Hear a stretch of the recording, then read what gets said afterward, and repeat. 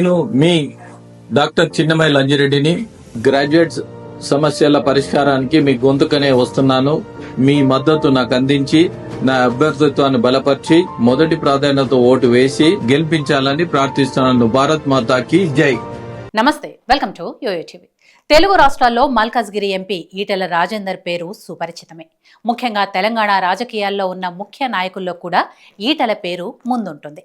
ఉద్యమ నాయకుడిగా కూడా పేరుంది. ఆయన రాజకీయ ప్రస్థానంలో ఎన్నో ఒడిదుడుకులను ఎదుర్కొన్నారు.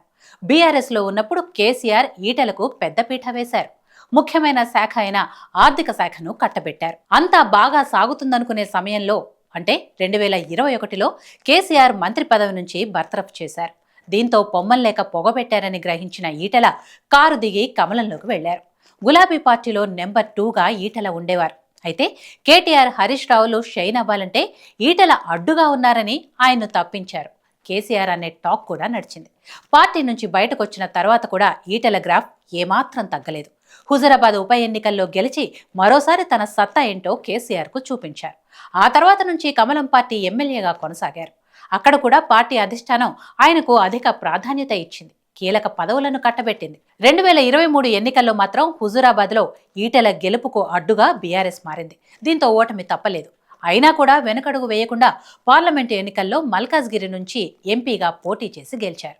మరోసారి ఈటెల పొలిటికల్ స్టామినా ఏంటో చూపించారు. ప్రస్తుతం ఎంపీగా కొనసాగుతూనే పార్టీలో కూడా కీలకంగా వ్యవహరిస్తున్నారు. తెలంగాణ బీజేపీ అధ్యక్ష రేసులో కూడా ప్రధానంగా ఈటెల పేరే వినిపిస్తోంది. మొదటి నుంచి పార్టీలో ఉన్న నాయకులను సైతం పక్కన పెట్టి కాషాయ పార్టీ హైకమాండ్ ఈటెల వైపు మొగ్గు చూపుతున్నట్లు తెలుస్తోంది. ఈ నేపథ్యంలో ఓ టాక్ బయటకొచ్చింది. ఈటెల రాజేందర్కు మాజీ సీఎం కేసీఆర్ ఫోన్ చేసినట్లు తెలుస్తోంది. రాజకీయాల్లో మంచిగా ఎలివేట్ అవుతున్నావు, అధ్యక్షుడివి కాబోతున్నావు అంటూ కేసీఆర్ ఫోన్ చేసి ప్రశంసించినట్లు సమాచారం. అయితే బీజేపీ నాయకులు, అటు బీఆర్ఎస్ నాయకులు మాత్రం ఈ విషయాన్ని ఖండిస్తున్నారు. కేసీఆర్ ఫోన్ చేయలేదంటున్నారు.